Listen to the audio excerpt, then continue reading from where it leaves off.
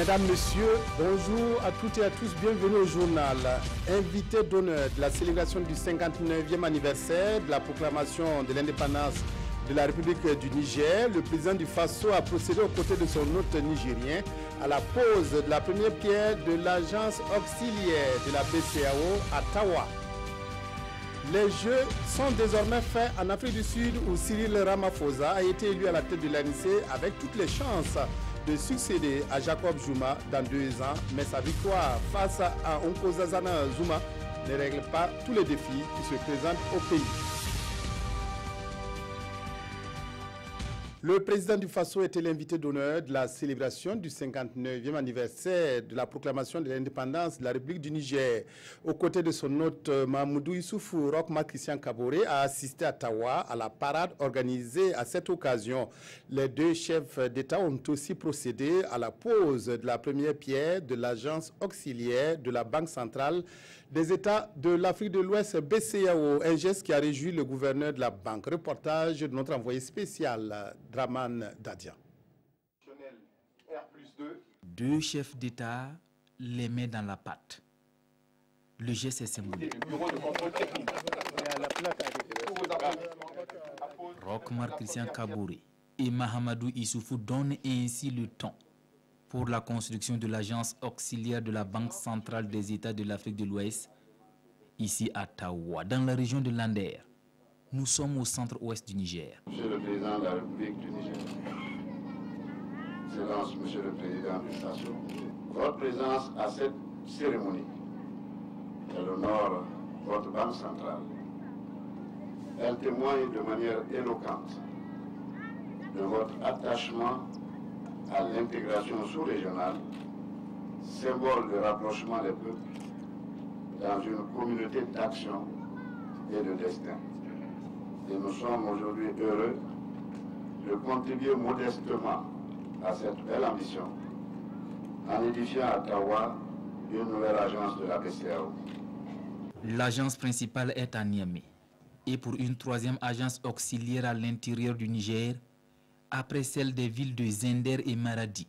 Voilà ce à quoi va ressembler l'édifice de la BCEAO dans 20 mois à Tawa, chef-lieu d'une région au riche potentiel agro-pastoral, minier et touristique. Pour la direction de la Banque centrale, il s'agit d'accompagner les autorités des pays membres à rapprocher les services de la BCEAO à tous les pôles économiques dynamiques afin d'accompagner la bancarisation dans ces localités.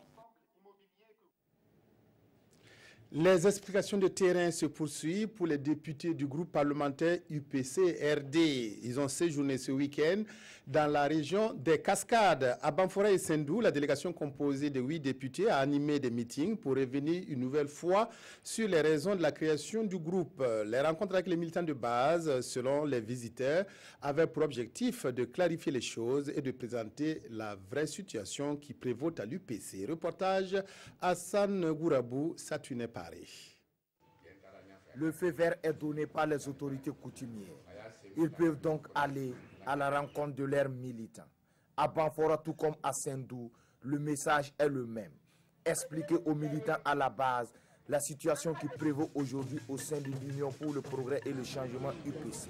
Et ce sont les députés du groupe parlementaire IPC Renouveau démocratique qui donnent leur version.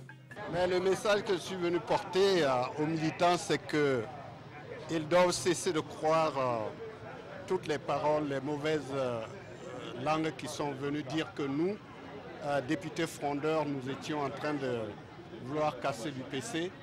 Ce n'est pas cela. La vérité, c'est que simplement, nous exprimons un courant différent du courant de la pensée unique, dont n'étant pas d'accord avec cette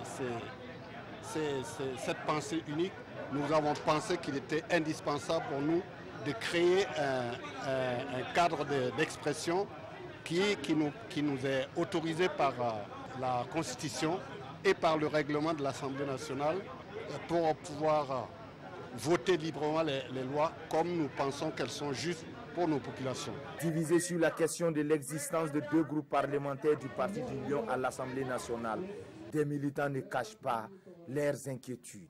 Je crois sincèrement que c'était mieux qu'ils essaient de laver le linge sale en famille. Mais ce que j'ai entendu ça montre que vraiment les positions sont totalement différentes. Donc l'inquiétude, c'est que ça va entraîner la scission du parti. Voilà. Alors que l'objectif d'un parti, c'est au moins de se renforcer, voilà, et de pouvoir conquérir le pouvoir d'État comme ils l'ont dit.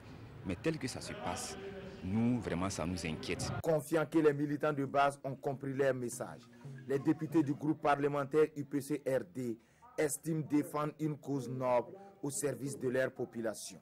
Ils comptent ainsi réitérer les meetings d'échange et d'information à l'égard de toutes les populations dans les régions du Burkina Faso afin que tous soient au même niveau d'information.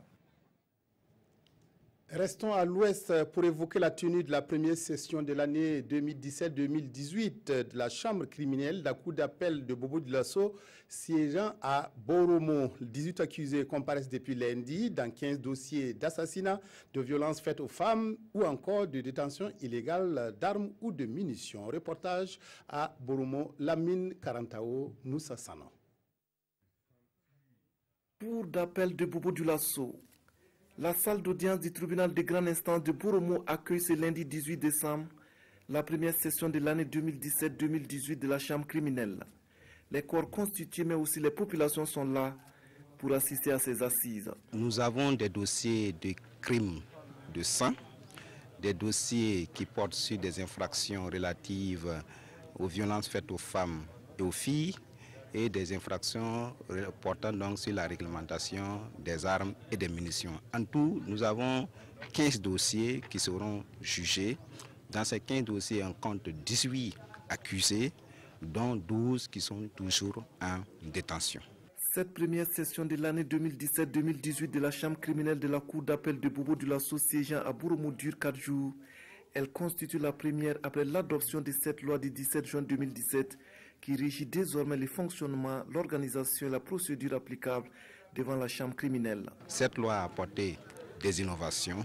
Entre autres, je voudrais citer la suppression des jurés dans la composition de la chambre, la création des sections, la création d'une chambre criminelle qui devient une juridiction de second degré et l'obligation pour les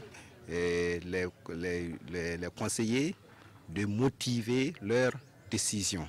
Avant l'ouverture de cette première session de l'année 2017-2018 de la chambre criminelle de la cour d'appel de Bobo-Dioulasso, 2 magistrats nouvellement nommés à la juridiction de Boromo ont été installés. Leur mission, contribuer à une meilleure administration de la justice dans cette partie du Burkina. Les contribuables burkinabés se voient enlever une épine du pied grâce à un partenariat scellé entre le ministère de l'économie et l'opérateur de téléphonie mobile Orange. Désormais, ils pourront payer leurs taxes de résidence directement à partir de leur portable. Une manière de contribuer à la digitalisation des services de l'administration publique. Le lancement de l'opération a eu lieu hier à Ouagadougou. Reportage Ali Doubadini, Mariam Dao. Le ministère de l'économie et des finances et l'opérateur de téléphonie mobile Orange sont désormais partenaires. Un partenariat qui va permettre aux contribuables burkinabés de payer la taxe de résidence à partir d'un compte Orange Money. Toute chose qui vise la modernisation des canaux d'encaissement de la Direction générale des impôts et l'amélioration du taux de recouvrement. C'est une plateforme qui va permettre en fait de bénéficier de tout l'apport que les technologies de l'information et de la communication peuvent apporter au développement de notre pays, surtout au niveau des services financiers. Il est clair en fait que ce système mis en place va améliorer le système de recouvrement de l'administration des impôts. Et pour le processus de digitalisation, c'est vraiment des pas de gagner. Cette innovation dans le paiement des taxes de résidence est un exemple de partenariat public-privé dont se félicite le directeur général de Orange Burkina. Orange Burkina se veut être un partenaire de la transformation numérique au Burkina Faso. Et c'est ce que nous allons continuer de faire en accompagnant le gouvernement dans ses ambitions de développement économique et social. Parce que, comme vous devez le savoir, l'outil technologique, le numérique, est un puissant levier de développement économique et social. Ce service de paiement de la taxe de résidence à partir du téléphone portable est disponible pour les contribuables de Ouagadougou et de Bobo-Dioulasso. Le processus va se poursuivre au fur et à mesure dans les autres localités du Burkina Faso. Le Burkina se dote d'une politique sectorielle de la production agro-silvo-pastorale. Le document qui retrace les grandes lignes de cette politique est soumis à validation à une rencontre à Ouagadougou. C'est un référentiel qui devrait contribuer à la mise en œuvre de l'axe 3 du Plan national de développement économique et social PNDS. Les précisions sont de Amadou Ilboudo et d'Estelle Judith Assogba. Le projet de document de la politique sectorielle de la production agro-silvo-pastorale pour la période 2016-2025 soumis à l'appréciation de l'ensemble des acteurs, des ministères sectoriels, des organisations professionnelles agricoles, de la société civile et du secteur privé. Ils vont mettre cette journée à profit pour faire des amendements et suggestions en vue de finaliser le dit document et procéder à sa validation. C'est un document qui permettrait à ce secteur-là de pouvoir s'exprimer et faire en sorte que toutes les prévisions qui sont faites puissent être mises en œuvre et que aussi avec l'appui de nos partenaires techniques et financiers. Cette politique devrait contribuer à la mise en œuvre de l'axe 3 du PNDS, dynamiser les secteurs porteurs pour l'économie et les emplois à travers 3 objectifs spécifiques qui sont développer durablement le secteur agro-silvo-pastoral phonique et halieutique, développer les infrastructures de qualité et résilientes pour favoriser la transformation structurelle de l'économie et inverser la tendance de la dégradation de l'environnement. Il est toujours difficile de la part des PTF de savoir accompagner de manière efficace un gouvernement qui n'a pas de politique. Maintenant qu'il y a une politique, voilà l'importance vraiment de ce document qui va nous permettre de voir. Vous avez vu quand on a fait le discours qu'on a décliné 3 axes prioritaires. Nous savons que c'est sur ces 3 axes que nous allons mettre notre focus pour un accompagnement le plus efficace possible. Il s'agira également pour l'ensemble des parties prenantes de mener des réflexions sur les aspects de cohérence et de synergie entre cette nouvelle politique sectorielle et les autres documents stratégiques du secteur, tels que le programme national du secteur rural phase 2 et la politique nationale de sécurité alimentaire et nutritionnelle. La lutte contre la malnutrition dans la région de l'Est est une expérience partagée avec les hommes de médias. Une caravane de presse a séjourné dans ce cadre à Fadam-Gourma et Matiakwali pour échanger avec les bénéficiaires, les agents de santé et les ONG engagés dans la lutte. Le voyage a permis aux journalistes de noter des avancées notables dans le taux de prévalence de la malnutrition, même si la bataille est loin d'être gagnée. Issaka Ouedraogo, Abdoul Rasmane Zongo. Malnutrition, c'est quand un individu n'arrive pas à avoir tout ce dont il a besoin sur le plan alimentaire pour pouvoir répondre à ses besoins au niveau physiologique, aux besoins de l'organisme. L'insuffisance en qualité et l'insuffisance en quantité, les deux associés, ça peut être en excès. Notre souci, c'est quand il n'y en a pas. Et c'est ce qu'on vit dans nos provinces. Après cette tentative de définition de la malnutrition, les hommes de médias, plutôt les caravaniers, bâtons de pèlerins en main, vont se déporter sur le terrain. Oui, ils vont tenter eux aussi à leur tour de vérifier l'exactitude des faits, la réalité ou la prévalence de la malnutrition à Fada et à Matiakwali, dans le Grand Orient du Burkina, la région de l'Est, la plus vaste, 17% du territoire national. C'est ainsi que sont occasionnés ou facilités de nombreux échanges avec les représentants de santé, d'ONG, les populations de base et un constat de visu. Par rapport aux complications ou aux conséquences de la malnutrition, il faut savoir que les décès, 50% des décès chez les moins de 5 ans se font sur terrain malnutri. C'est parce qu'il y a la malnutrition que les décès arrivent. L'État burkinabé n'est pas orphelin dans le combat contre la malnutrition et est soutenu par divers acteurs qui font des pieds et des mains pour stopper ou réduire la malnutrition. L'UNICEF, par exemple, est le bras financier de cette lutte, pourvoyeur de devises, d'intrants, d'équipements et de formation. L'ONG Greg, à son tour, intervient dans le préventif en travaillant à éviter la malnutrition. Les 5 dernières années, on était pratiquement un enfant sur 2, pratiquement 50%. Un enfant sur 2 était atteint de la malnutrition chronique. Aujourd'hui, nous sommes à peu près à un enfant sur 3. Donc il y a eu quand même une réduction. Donc on est passé d'environ 50% autour de 30%, 34%. Et les districts sanitaires, quant à eux, sur place, font du curatif en s'occupant des malnutris. L'enfant est référé avec une fiche. Et nous, on essaie d'enregistrer l'enfant, on prend les paramètres et on essaie de voir si l'enfant est réellement malnutri. S'il s'agit d'une forme modérée ou s'il s'agit d'une forme sévère, on enregistre et effectivement on procède par un protocole de traitement. Cette femme se réjouit de l'impact des conseils des agents de santé. Il ne faut pas laisser l'enfant va boire l'eau, il faut laisser 6 mois arriver, c'est pour la santé de ton enfant. Voilà, c'est mieux d'écouter ce que les infirmiers nous disent, c'est pour la santé de nos enfants. Le réseau IJACOD, initiateur de cette caravane, apprécie. Lorsque nous regardons les statistiques qui nous ont été présentées par le CRET, vraiment, il y a lieu vraiment de s'en réjouir parce que d'un taux d'environ 47% en 2009, nous sommes aujourd'hui à moins de 30%. En résumé, la malnutrition perd du terrain, mais la vigilance doit rester de mise à travers le renforcement des activités en cours. L'appui à l'élevage, au jardinage, la communication pour le changement de comportement, la sensibilisation d'une manière générale, la promotion de la production vivrière, des aliments fortifiés, comme ici la farine infantile, utilisée pour la préparation de la bouillie pour enfants. C'est connu depuis hier, le nouveau dirigeant de l'ANC en Afrique du Sud s'appelle Cyril Ramaphosa. L'ancien syndicaliste a battu l'ex-épouse du président actuel, Nkosazana Dlamini Zuma, par une centaine de voix, preuve que le scrutin était très serré. La victoire de Ramaphosa, qui pourrait succéder à Jacob Zuma dans 2 ans à la tête de l'État sud-africain, ne règle pas tous les défis de la nation arc-en-ciel, à commencer par l'unité au sein du parti. Cyril Ramaphosa, nouveau président de l'ANC, le parti au pouvoir en Afrique du Sud. Il a été élu lundi à la tête de la formation politique à 2 ans d'élections cruciales pour l'avenir du parti et du pays. Au terme de 2 jours d'élections, c'est donc la fin d'une campagne serrée qui a opposé le vice-président Cyril Ramaphosa à la candidate Nkosazana Dlamini Zuma, ex-patronne de l'Union africaine. Les résultats du vote sont les suivants. Camarade Nkosazana Dlamini Zuma a reçu 2261 voix.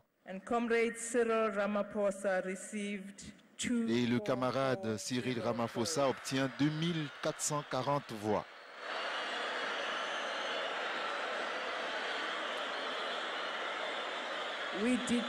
Nous déclarons donc le camarade Cyril Ramaphosa, nouveau président de l'ANC.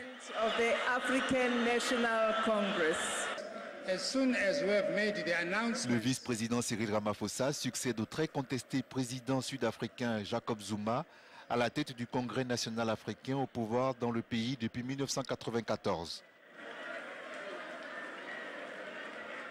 Ramaphosa pourrait devenir en 2019 le nouveau président de l'Afrique du Sud à la fin du mandat de Jacob Zuma en cas de victoire de l'ANC aux élections générales. Soutenu par l'aile modérée du parti très apprécié des marchés, Cyril Ramaphosa, 65 ans, a fait campagne en dénonçant la corruption du clan Zuma. Ancien syndicaliste reconverti en richissime homme d'affaires, il a aussi promis de relancer l'économie du pays qui peine à sortir de la crise et de créer des emplois pour faire reculer un taux de chômage au plus haut à plus de 27%. Le duel Nkosazana Dlamini Zuma Cyril Ramaphosa qui s'est terminé par la victoire de l'ancien syndicaliste est commenté par les quotidiens. D'autres sujets comme la crise à la commune rurale de Saponé et la sortie de la NAFA sur le cas du général Djibril Bassolé intéressent aussi les journaux de ce mardi. Revue de presse, Vincent Tiendré-Béogo.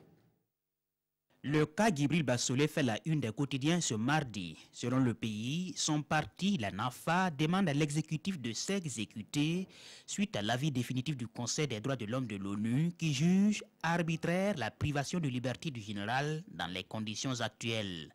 La NAFA arc-boutée à les décisions onusiennes, écrit aujourd'hui au Faso, citant au passage le président par intérim du parti, Mamadou Diko, qui estime que Bassolé est un prisonnier politique, victime de manœuvres politiciennes tendant à l'écarter de la scène politique nationale. Toujours selon Diko, rapporté ici par l'observateur Palga, c'est le gouvernement qui tiendrait la clé de la résidence surveillée du général en mal de liberté. Saponé un jour, Saponé toujours dans les colonnes des quotidiens avec des élèves entrés en résistance suite à la dissolution du conseil municipal par le gouvernement, nous rapporte le pays. Selon le journal, les élèves des lycées et collèges de cette commune ont déserté les classes hier lundi pour entamer ce qu'ils appellent une désobéissance civile jusqu'au rétablissement du conseil municipal. À propos, l'Express du Faso est catégorique. Il faut fermer les classes et renvoyer ces enfants-là. Voilà des élèves qui abandonnent les classes et achètent une bagarre qui n'est pas la leur, commente le journal. Le pays, lui, analyse le fond du problème, un problème qui est né du fait que le parti majoritaire, en voulant ratisser large, n'a pas pris la peine de faire le tri dans son mode de recrutement. Dans le cas de Saponé, le MPP a prêté le flanc, l'opposition en a profité pour faire monter la crise, et ce sont les populations qui sortent perdantes. Et le journal de dire qu'il y a nécessité de redonner à la politique ses lettres de noblesse. Élection très médiatisée à la tête de l'ANC. Ce sera donc Cyril Ramaphosa, car selon l'Obs, les congressistes de Johannesburg n'ont pas voulu seulement voter pour le natif de Soweto, mais aussi contre Zuma, rendant ainsi l'ex-patronne de la Commission de l'Union africaine victime de son patronyme. Ramaphosa peut donc s'attendre au sacre en 2019 en tant que président de la nation arc-en-ciel, sauf tremblement de terre. Mais avant, selon Aujourd'hui au Faso, il devra réussir à manager les susceptibilités au sein de l'équipe décisionnelle du parti, dont 3 à qui Zuma lui donneront du fil à retordre. Fin du journal. Merci de votre aimable attention à la RTB. Excellent après-midi.